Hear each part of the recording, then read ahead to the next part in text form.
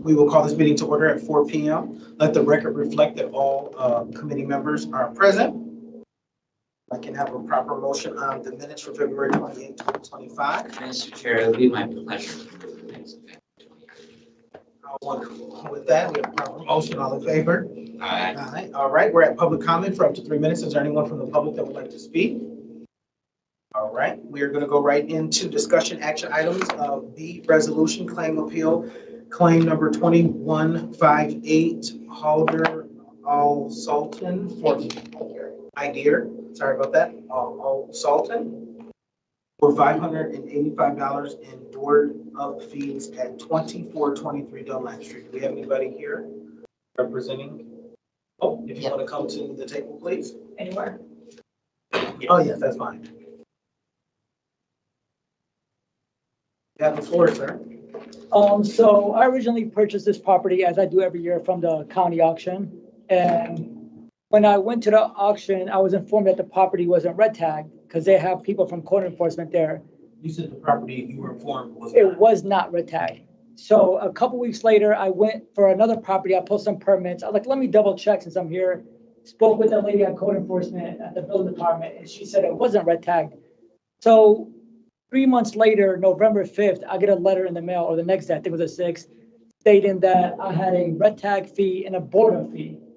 And then when I went to code enforcement, they said that property was red tagged, but because they were switching code enforcement officers and whatnot, or something like some kind of paperwork issue, they forgot to inform me that it was red tagged.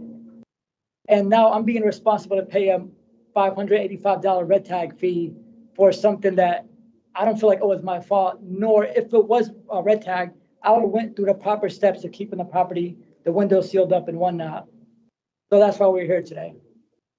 And I had an appeal about 2 months ago and it was denied for whatever reason, I'm not sure. Hey, do you know who you spoke with down at the code? It was a Caucasian lady that works at computer. When you walk in, she was on the right-hand side. Was that person? Mm-hmm. And then when I was at the auction, it was two gentlemen. One of them was an African-American, that they look up the properties and they tell you if it's tagged, what kind of permits or what kind of violations. And they informed me it wasn't tagged. I mean, since then the property is rented out. There's a tenant living there. You know, I removed the red tag. All that is taken care of. But in the past, when I do get a property that is red tagged, I get billed instantly the next month in September. I didn't get billed in September. I didn't get billed in August, October. My first bill was in November. So if it was red tagged, why did it take 3 months for me to get notified? And I felt like if they were notifying me saying, hey, you dropped the ball, the property is red tagged, I would have, took the proper steps. But all I got was a letter in the mail saying we boarded up your window, the property was red tagged. And a lot of it was just for like trash debris and whatnot, which the tag had been removed, there's a tenant living there. I just don't feel like I'm responsible or obligated to pay $585 because somebody at code enforcement dropped the ball and forgot to tell me that the property was red tagged. Just my question is, this doesn't appear to be, maybe I'm reading it incorrectly. These aren't red tag fees. These are board up fees for broken windows. Right, but for a property to be board up, it has to be tagged. No, No, it doesn't. it doesn't. We boarded this property up in November based on a call out from the Lansing Police Department. We responded. The property was red tagged already. That's separate. But being red tagged, we knew that it also couldn't be occupied at that time and there were windows open. So we're required by ordinance to then board that up. And so the fees being disputed are the cost of the contractor as well as our administrative board up fee. Right, but not red tag fees. Correct. So if the property was red tagged, how come I never got a bill for August, September, and October? I don't know. Sir, you can address the. He's not part of the committee? Oh, I didn't know Staff. that. About that. So yeah, again, he just stated that the property was red tagged, but he's not sure why I never got notified or billed for it. I don't know that. What was that? This property has been red tagged since 2022. It's common when properties get tax foreclosed on. The agreement we have with the county is that every May they ask us, as they do every jurisdiction in the county, what any open bills, any unpaid liens, whatever that may be. And so we reply to them with that list. We don't have any jurisdiction over their publishing of their auction packet. So yes, county sometimes have noted things like red tag, sometimes they don't. That would be a dispute with the county. We encourage anybody buying real property in the city of Lansing, I would say this to anybody anywhere actually, that they research at the local level. And so that's going on our public BSNA site. Easily it would have been known right there from the get-go that it's red tagged. Whether or not that's the county's job to report out, I don't agree with that. And so if they left it out in the packet, I read the appeal packet. I can't speak for the county, but the agreement we have is during the months of May through the auction, we, nor does any local community, assess any new charges because that would make their job difficult at auction to recoup the exact cost. But once the property's been sold, we do then resume. And so in this case, during that time frame of the past summer, those fees would have been paused. But since it sold at auction, those fees resumed. Those fees have been paid. And so as I read the appeal was specific to the board up incident in November, not the red tag fees. Right. And again, with the board up, because I don't feel like, I should be responsible to pay $600 because we were doing work at the house. The windows were open. We were cleaning up. Again, there's probably 3 or 4 U-Haul trucks we had to get rid of trash in that property.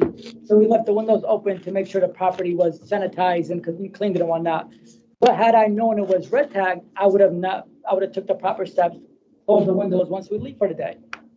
But when I went to code enforcement at auction and afterwards, as the gentleman just stated, it was tagged since 2020. 2022. I wasn't notified, nor did code enforcement tell me it was red tagged. Had they said like, hey, you dropped the ball, or for whatever reason we told you it wasn't, the property is red tagged, I would have just shut the window. As I've done with previous properties that I did purchase at auction. And Were they broken windows or were they just? they were just open. They were open and accessible. I don't know why the police department was called to the property. We generally don't get that level of detail. We just called open windows, vacant property, and red tag. They know to call us to then do the securing of the windows or doors, but in this case, it was windows. That's a good question on the council. We're just open, and not to interrupt, but we're also legally not allowed to shut the windows ourselves. So even if they're not broken, whether or not they could have been shut, we're not able to do that. We just have to assume they need to be corded up.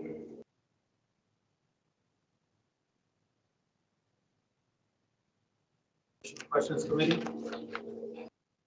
All right, thank you. I'm looking for a proper motion.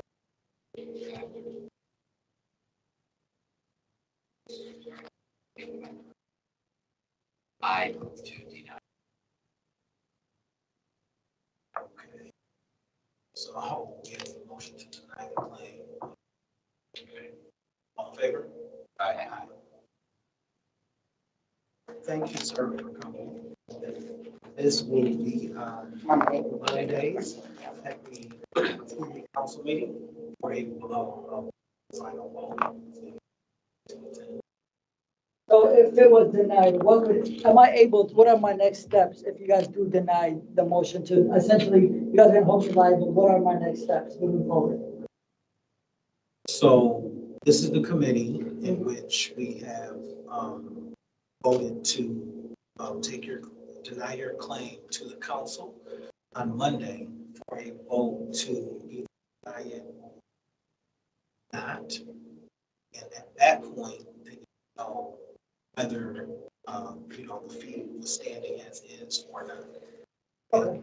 And so, because the fee is paid for, I'm not worried about the $600 fee. It's not a big deal to me. My big concern is I'd rather donate that money to charity, to somebody else that needs it versus, I don't think that my tax dollars should be funded for stuff like this. And I absolutely understand. Yeah, I think it's disingenuous. During my last hearing, I brought documentation from code enforcement stating that they didn't tell me the property they told me it was not red tagged, and it was still denied. I mean, I think that this is bogus in my opinion. For this particular property? For this exact property. So you're saying you got the... I brought those documents, and during my last motion, I was like, I had the documents from code enforcement, and I even stated the lady's name that told me at the time that the property was not red tagged, and she even said, she was like, we dropped the ball and we forgot to inform you. Did you bring those today? I mean, but if I brought them during the last hearing and they didn't essentially do anything, my opinion, I thought, what's the point of bringing them today? Well, if you have copies of those, if you can get them to Renee so we as a committee can see them as well. So what is my, so if Monday comes along and whatever reason happens, I'm now found liable to pay the fees, what are my steps moving forward? Council. So if the council affirms, the resolution from this committee, your next recourse would be through the courts. Okay, that's not a problem. And I believe this is, my previous code enforcement officer, Tom Berry. Okay. Yeah. Got a lot of biases here, so I'm just saying. Tom doesn't work here for the city anymore. Yes, right? it is. Yes, Does he? sir. Okay, all right. Yes. Yeah. Okay. Because he was the one I spoke to, and he gave me a lot of crap and hung up on me. Code enforcement, the next officer came and was like, the property's in beautiful shape, removed the red tags, and was like, I appreciate you, because on my properties, I rent them out to Section 8. I try to take care of people with low housing income, and I do not appreciate people like him just hanging up the phone on me, telling me, well, you bought the property, you should know what you're doing, and hangs up on me. I don't know. And then he said the cops were called. I love the neighborhood. I don't live too far from there. Not a single neighbor has ever complained about anything. So I was not even aware that the cops were called until today, until he said something a few moments ago. But I'm not sure why he didn't bring that up when I spoke to him on the phone. Well, months ago. Mr. Al Sultan, is that properly? This is Director Riley Van We've met he's- before. Oh, he knows me well. He knows me well. But he's not the code enforcement Okay. officer. I apologize. I thought it was Tom. So just for clarification on that. All right, well, thank you, and, I do understand your frustration. Oh, I'm frustrated because, like I said, I try to take care of them in my neighborhood. Been living here for 25 years. Every single property goes through Section 8. I provide housing for people that have low income, and I do it specifically because of the background I grew up in and the difficulties I face. And I don't appreciate that every time there's an issue, the city just likes to drag money from people, and now I have to miss time off of work. My tax dollars are being funded essentially for, I think this is crap, my opinion.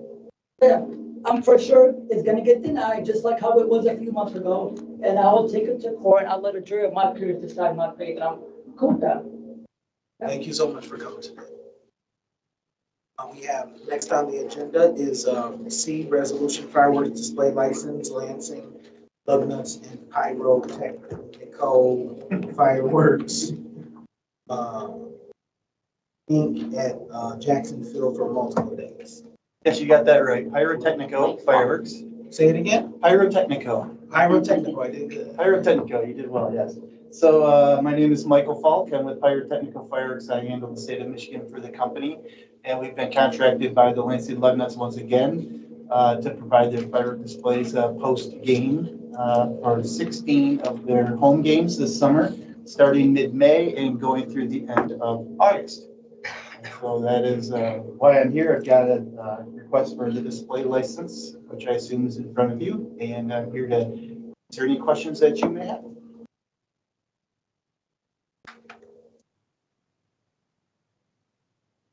Something that you guys do every year. Fireworks, I've seen them before, they look pretty good. Does anybody have any questions today? No, not for me. Okay. This is not something new, so. Now I know which days to go to the game. Yeah, the site map, everything remains the same. The duration of the shows, everything pretty much remains the same. We've been doing it for a number of years now.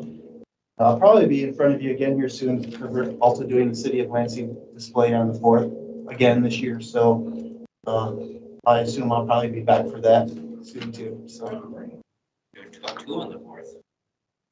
Just need a proper motion. How do as a resolution? All right. All in favor? Aye. Aye. Thank you so much for being here. thank you. We have Resolution D next on the agenda, Traffic Control Order, North 2505, 2506, 2507.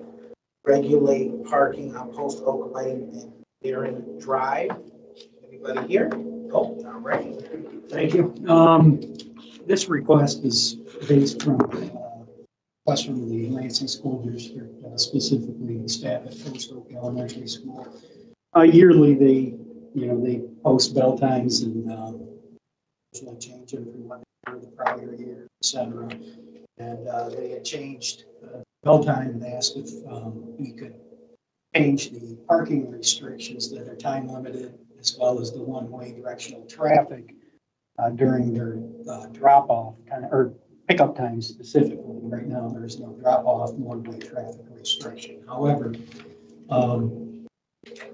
their requests are very frequent, so in our attempt to address the multiple requests for changing the time limit within the school district's schools, we worked with the OCA on language that would allow us to have a 2-hour buffer, basically, within the 1-hour time frame that we institute these prohibitions.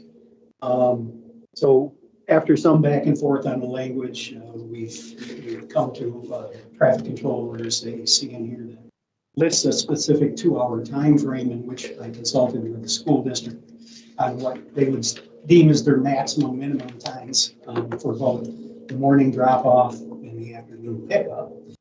So the time limits that are displayed in here are reflective of that. However, in the field, we only plan on doing 1 hour within that 2-hour time zone for the parking restrictions and in 1 hour one-way traffic.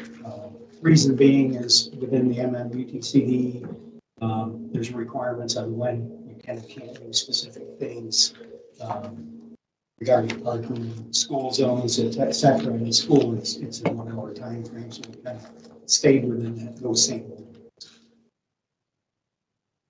We're recommending accepting these PCOs are actually in place right now through a temporary traffic control order, allowing a 2-hour buffer to where we can, when they call us, we can change yearly if the time change reflects so, and we don't have to keep coming back with new TCOs. We would just change the time limit out in the field for whatever that 1 hour range is. Has there been any complaints or concerns from? With this one specifically, we have had a request since writing this, getting through to institute the morning one. So although there isn't a morning one-way, there has been some resident requests. And the superintendent to see if that's something that they want instituted as a morning traffic flow as well. But this traffic control order is set up to allow us to do that as well. Any questions, committee? Is there a cost to the city on, do you have to like physically change the sign? We would physically have to change the actual time that's listed on the sign. We wouldn't necessarily have to change the time. We have the ability to fabricate our own signs, so we would just print out the vinyl that has the time and slap it on top of it. Yes. So. Be minimal cost. Yeah, it was a resolution. Yeah, right. All in favor? Aye. Thank you for being here, sir. Thank you. Thank you for your thorough explanation. We have next on the agenda, Resolution E, Noise Special Permit, Hoffman Bros. Inc. Request to allow the combined sewer overflow for 19 project, project. Good afternoon, Nicole McPherson, City Engineer. So this is, I mean, you guys have seen, some of our noise ordinance waiver requests before in the past. We typically come before you to be able to request Saturday work for construction projects throughout the city. This is our new CSO project, the 019 project. This is, Saginaw, Oakland, a little bit to the north. This will be a 2-year project. We do have a lot of work on major roads, specifically Oakland and Saginaw, to where, some of those will be shut down during the installation of the sewers along those corridors. So obviously the request to obtain Saturday work does help the schedule, and in pulling that, forward a little bit to be able to get those roads open a little bit sooner. So that's the basis for the request of this. Bedford. I'm one of those people who Nicole McPherson, yeah, City Engineer. Yeah, Nicole.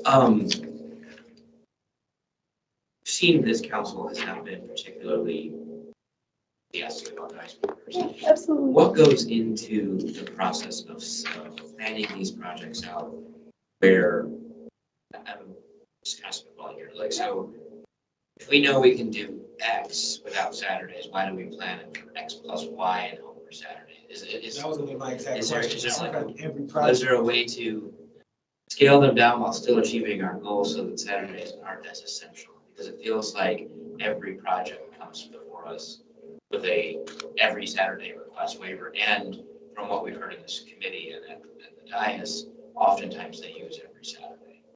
Correct. Yeah, I mean, the projects are bid out and they are set forth, knowing the noise waiver, or knowing the city's, hours, working hours. Okay. So that's how they are bid.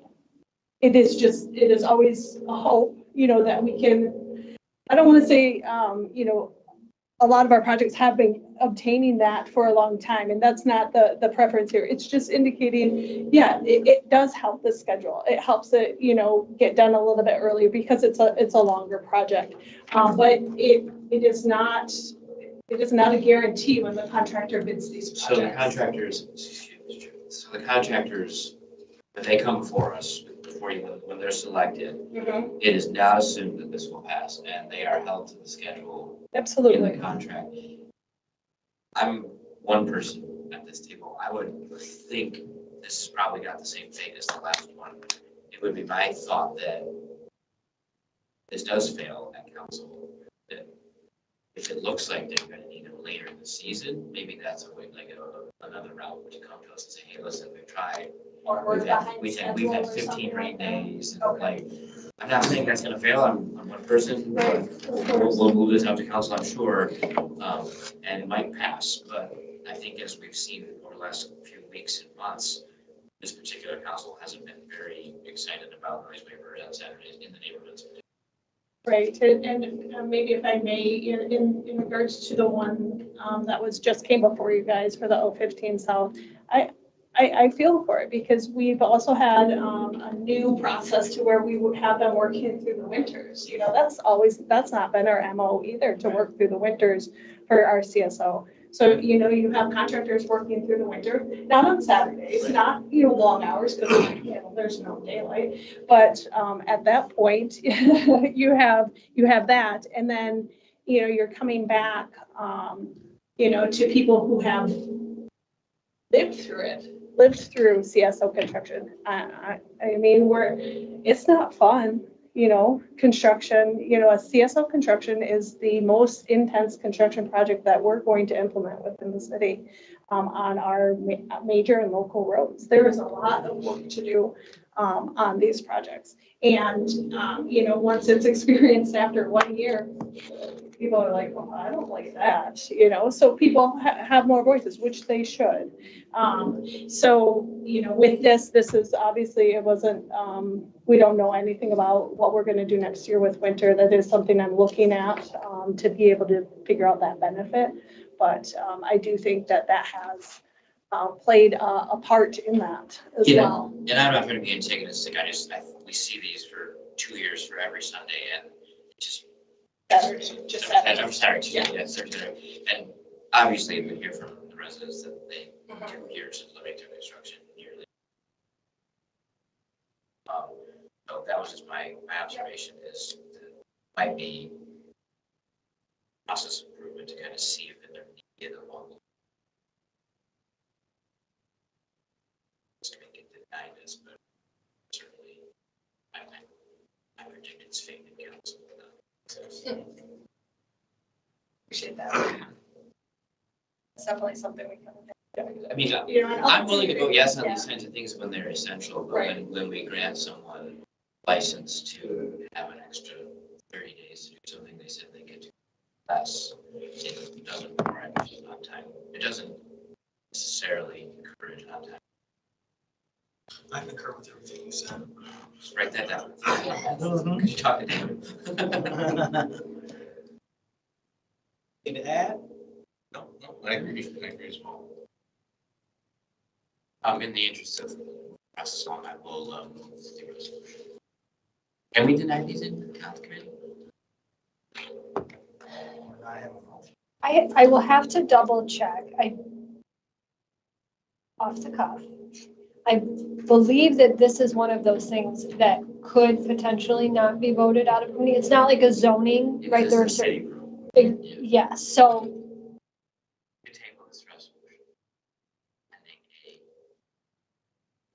answer from the city attorney on the ability to deny. All in favor? Aye. Thank you for coming. Thank you so much for coming. And we have other, item 6, claim appeal resolution form. I move to table this discussion of that. All in favor? Aye. Thank you.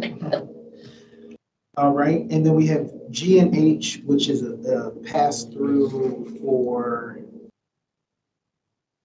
liquor license. Let me start with G. Notice Liquor License Control Commission, Hometown Liquor Inc., 2701 Cedar Street.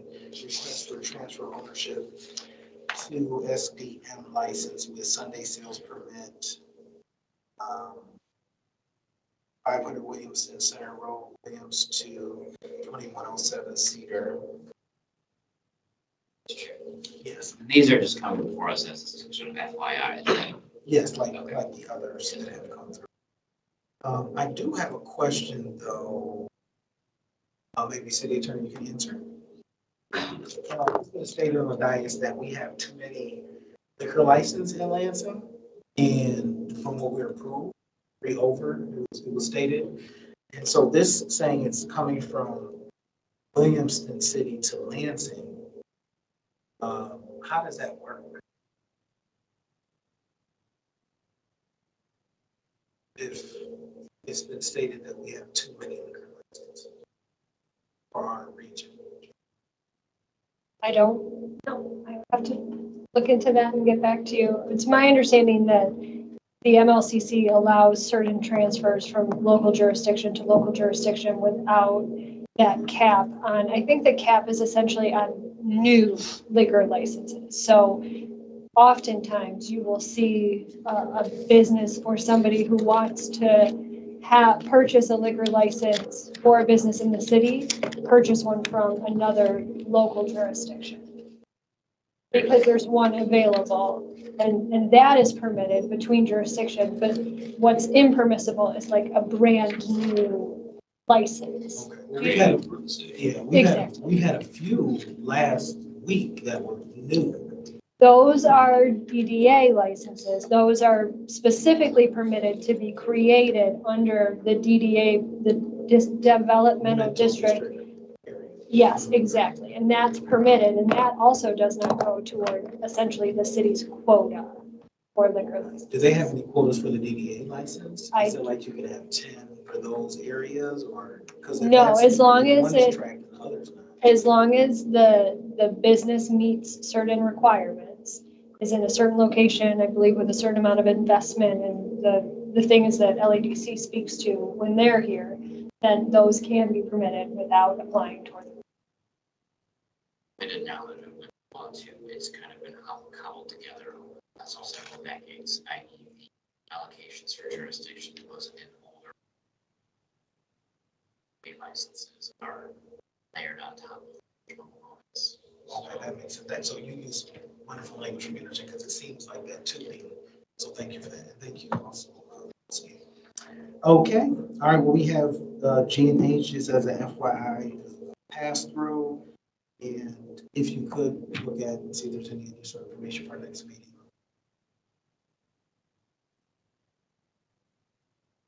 Did you have some outstanding question? You said you weren't sure, so just confirm what you just said. Or, I mean, if you're sure, that's fine. I just wanted to. All right, for the business. This meeting adjourned at 4:29. Thank you all for coming and participating.